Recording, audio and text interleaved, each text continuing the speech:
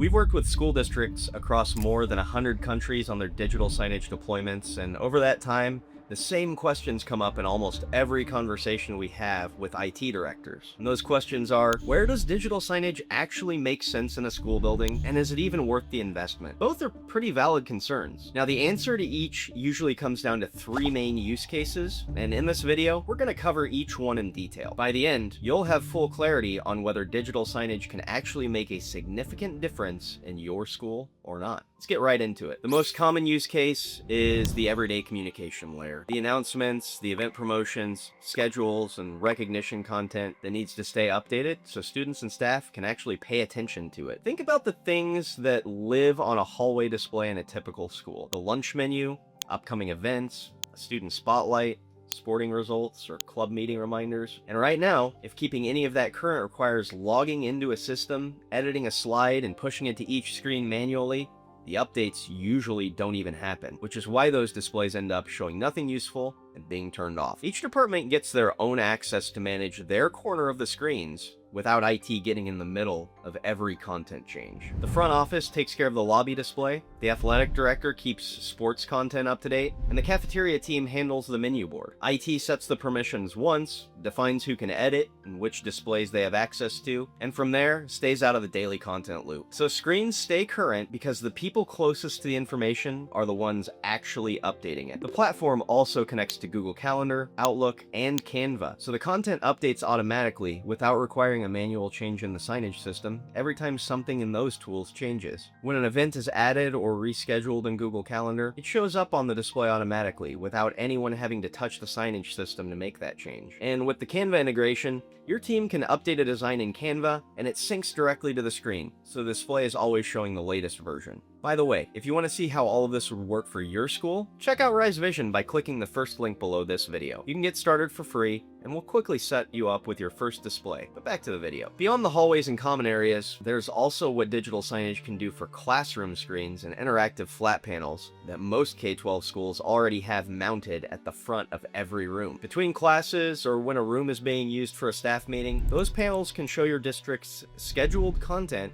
instead of sitting blank. Since signage and screen sharing run on the same platform, there's no separate system for IT to install or manage in the classrooms. And the screen sharing itself works from any device without requiring an account for basic use. When a teacher connects from whatever they're already using, whether it's a Windows laptop, a Mac, a Chromebook, a tablet, there's no need for a cable or dongle. Students can share from their devices too, which is really useful for in-class presentations or group work where content needs to come from more than one source. For situations where you need more control over what goes on the display, there's a moderated sharing mode that the teachers are in control of. The teacher starts the session and approves which devices can connect before anything ever shows up on the screen. It also works across separate networks, so students on a student or guest Wi-Fi and staff on the main network can both share to the same classroom display without either group needing to change their network connection. Digital signage also integrates with your emergency management system to override every display in the building at the moment an alert fires, including the classroom IFPs that might already be in active use. When an alert goes out from Raptor, Crisis Go, or Single Wire, the platform picks it up through the common alerting protocol integration